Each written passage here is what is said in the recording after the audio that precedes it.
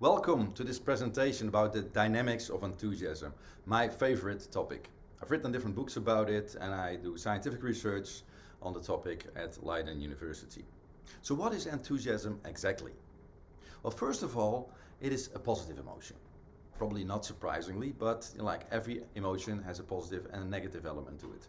Most of the elements of enthusiasm are positive, but there are also some downsides like being restless or loud or impatient. But out of the 28 features we found, only 3 can be like negative. So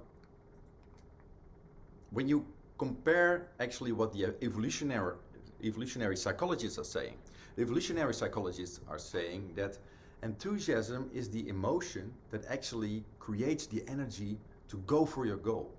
So for example, an ape, he sees bananas and then he becomes enthusiastic, and that gives him the energy to actually go for the bananas instead of lying in the grass and enjoying the sight. So that's what enthusiasm does. It makes us go for our goals, and often it also makes us go for a goal together, because the ape is screaming and shouting that his tribe mates also know that there are bananas, so they can get the bananas together. So that's what enthusiasm does.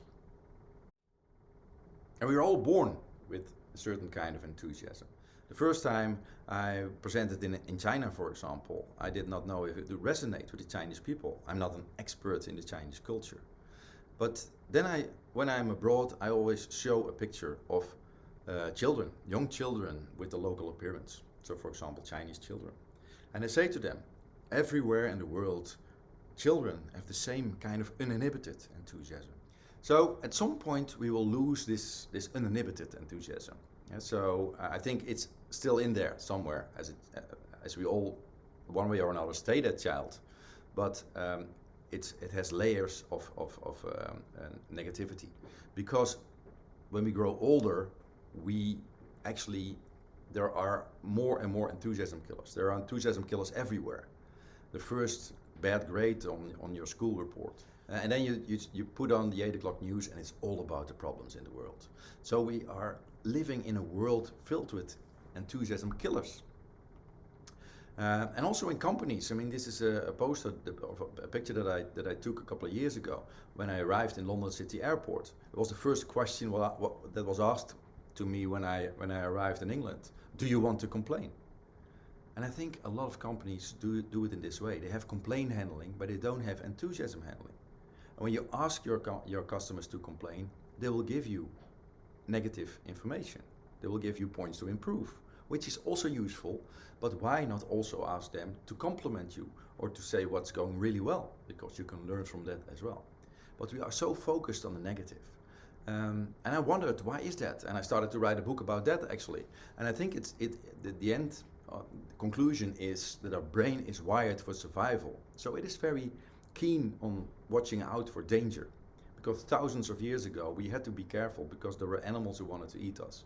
There were people from other tribes, men from other tribes who wanted to kill us. So, well, we are safe, and nowadays we are safe most of the time. So we have this brain. And what the positive psychologist Barbara Fredrickson has invented, that actually when we have a positivity ratio from 3 versus 1, which means that we experience 3 more positive experiences a day than negative experiences, which is also a matter of interpretation, of course. And so if you walk outside and it's raining, do you see it as a refreshing day, or you see it as a bad day? So it's also a matter of interpretation. But if you can look at the things in a positive way, people who have a positivity ratio from 3 to 1 or even higher are a lot more happier, are a lot more in flow, feel better and perform better. So I think that's an interesting point, and we can create more positivity in our lives. One way is to turn it all around and, for example, focus on enthusiasm, focus on the dynamics of enthusiasm. I try to explain them now from a musician's standpoint, because I think in music the dynamics of enthusiasm are pure. So, the flame. A musician is 15 or 16 years old and he listens to jazz for the first time. And he's so excited because this is the music that really turns him on. And the next day he starts to listen to all the big players in that genre, start to copy it, and in the end start to create his own music. That's the flame process. The flow is when the band creates a harmony, different instruments, but you create a harmony. And actually you become one organism, you could say. And the flood is when the crowd goes wild. When certainly the crowd becomes one organism. Everybody starts to sing along with your song. Well, and we can copy this on everything. The entrepreneur who starts a company has a flame and wants to create a flow with his team members and his customers. And the flood is when the market goes wild, when everybody starts talking about your product or your brand or your company. And you create super promoters. We just talked about the dynamics of enthusiasm. Let's see how this works out in practice. For example, in education. Teachers have a certain flame for the topic they teach, of course, that's how they started. But sometimes it's difficult to keep that energy going. And that's a pity, because what we see in our research is that teachers' enthusiasm influences the intrinsic motivation of students. I would like to learn more is the question that they answer if the teachers are enthusiastic. And also it influences the students' vitality. When I am in this class, I feel alive and vital. And obviously that's also a very important point. Enthusiasm even beats all those points that we know are important for teaching, like clarity, knowledge of the subject, preparedness, and also promoting students' involvement. But also competence feedback, caring for students, promoting the relevance and relatedness, and even the method variation. Enthusiasm beats them all. Well, at the same time, in the Teachers College, we don't get any learnings about enthusiasm. We only teach about those other subjects, which I think is a shame. So how can you as a teacher make sure that you keep yourself fired up, that you share your enthusiasm and that you infect other people with your enthusiasm? But important is that it is authentic, and enthusiasm, it's difficult to fake that. And obviously sometimes when you have a bad day as a manager or as a teacher, sometimes you have to lift yourself up, do a little bit of positive self-talk. And that's not a problem, because a lot of sportsmen do that as well. When they go for the 100 meters, they give themselves a pep talk. But this cannot take too long. If you have to go in front of the class or you have to go to your work every day and you have to fake your enthusiasm time after time, then in the end you will get burnout. So if you feel this, then that should be an alarming point. Then you should make sure that you find your enthusiasm back again. What is it that you get fired up about? So what is your strength? One of the things you can do is actually do the questionnaire, the VIA Strength questionnaire, which you can find easily when you on the internet. When you the Signature Strength questionnaire by Patterson and Seligman. It's a free questionnaire. You can just fill it in, and you are compared with millions and millions. I think over 20 million people already filled in this questionnaire to see what your strengths are. Are you a courageous person? Are you more curious, or are you more into justice, for example? And knowing this will give you an idea where your flame lies. And this is also very important for leadership. What we saw in research on charisma is that charismatic leaders will create followers. So that's one of the most important elements of being a leader, is that you are charismatic. But enthusiasm is again an important element of charisma. So also in this point, are you really enthusiastic about what you want your followers to do? And then in the end, they will follow you. So, and we see that in communications, positive communications as well. And I wrote a blog about this. I won't dive deep into this, but obviously when you remember Martin Luther King's speech, which is still one of the most famous speeches of all time, it was his enthusiasm, his fire that really got people going, and still talk about that speech nowadays. And yeah, I wrote a blog about that, and you can find it on my website. But as a company, you also have a flame, and you also have enthusiasm. And in the end, you can have a mission statement, you can have a why, you can have a purpose. But what is most important is that it is fueled up with stories. For example, a couple of years ago, I did a series of presentations for Vodafone. And we interviewed a couple of employees and customers. And one of those customers, we asked them, why are you proud to work for this company? And she said, well, what I really like is that we have a team of helicopter pilots. And when there's a disaster somewhere in the world, we fly out and we create a mobile network of 300 square miles. And people can reach out to each other. They've lost their houses, they've lost each other, but they can connect because of this mobile network. And I was amazed when they told it, and I thought, wow, like I'd never heard about this story while I'm a Vodafone customer. And this won't be at the 8 o'clock news, because when you want to be in the 8 o'clock news, you can only, you have to overpay your CEO probably, or something other negative has to happen within your company. There won't be positive news about companies at the 8 o'clock news. So, but then I started to present for all those employees, and even they didn't know about what happened with those helicopter pilots, and like, because it probably was an internet message at some point, but they didn't remember. So what if the manager would have started the meeting on Monday, sharing this story, telling about that the helicopter pilots were there in Nepal or wherever where the disaster was? Then people would have remembered. So when we take more time sharing these stories with enthusiasm, then actually we fire up the flame of the company. Let's talk about the flow, the moment where everything goes really well and people feel energized, you find each other smoothly, and like you are, at the end of the day, you still have a lot of energy. We've done research on this, but the big man about flow is Mihaly Csikszentmihalyi. Already in the 90s, he did research on flow, and he was one of the first positive psychologists who actually studied human beings when they were feeling good about themselves. I studied psychology myself, and most of the time we studied people with having mental problems, psychological problems. So looking at the negative again. So what he found was, to create flow, you need clear goals, you need to be challenged in something that you already like or you're already a little good at, and then you're challenged to become better, and you need feedback. Negative feedback is even better than no feedback, but especially positive feedback is a real good recipe for flow. I've done research with Dr. Jeff Van Hout, which is an expert on team flow, and what we found was that there's a strong relationship between team flow and team enthusiasm.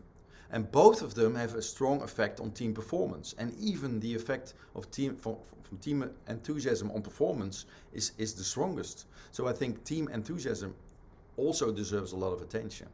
And also interesting to mention is that when people said it was appropriate to share enthusiasm, then actually they experienced enthusiasm. So appropriateness, is there a culture where it is easy and allowed and encouraged to share enthusiasm?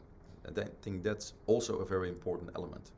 But what we also found is that enthusiasm was actually affecting the working atmosphere, cooperation in the team and with other teams, the quality of the work, innovation, customer centricity, and the Net Promoter Score, and even productivity. And those are two-way relationships. I mean, when the working atmosphere is better, you also create more enthusiasm. So these elements are influencing each other.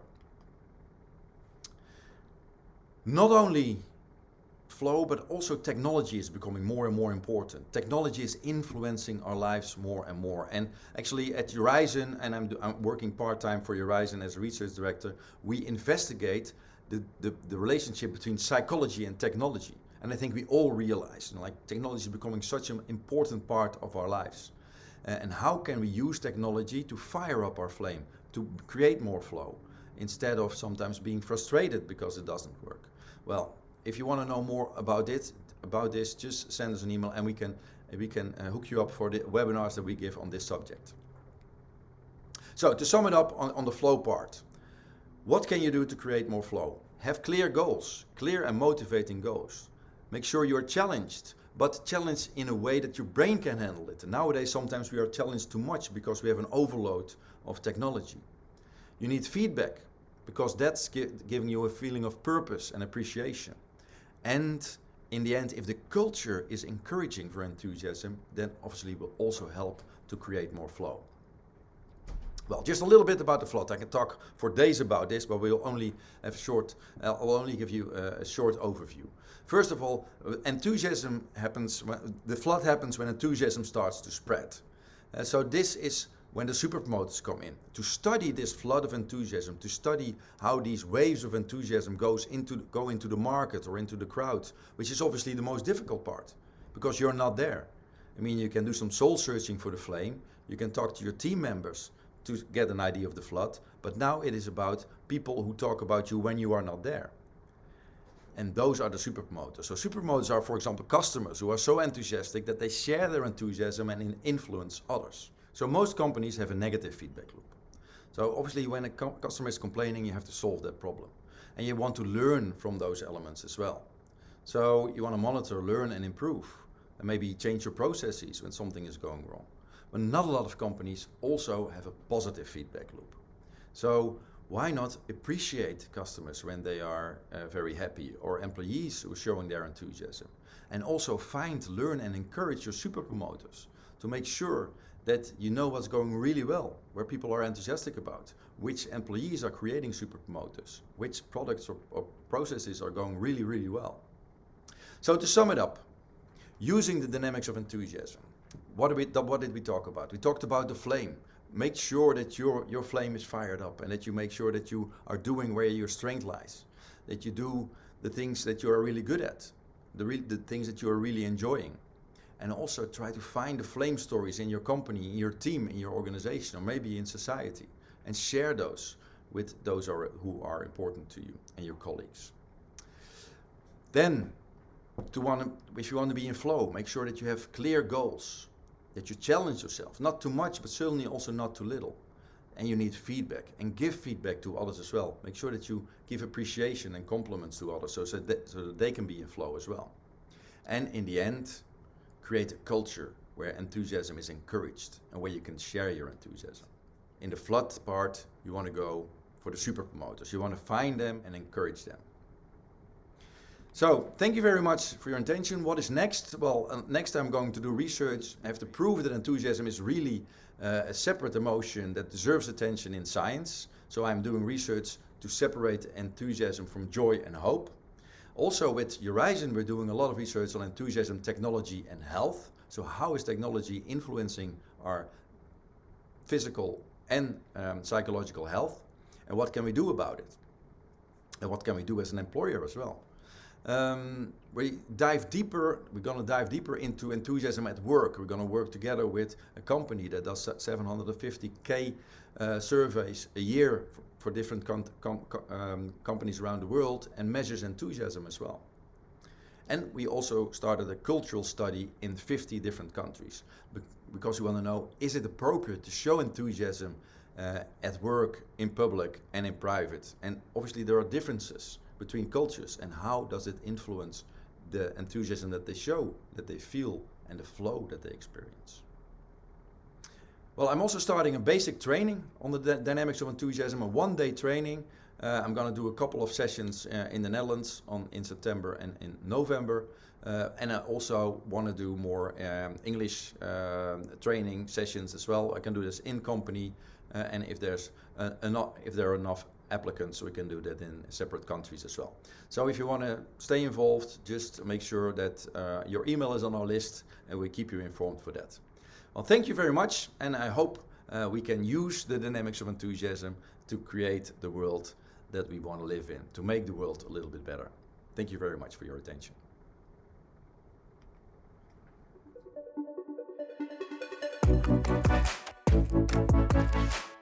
Thank you.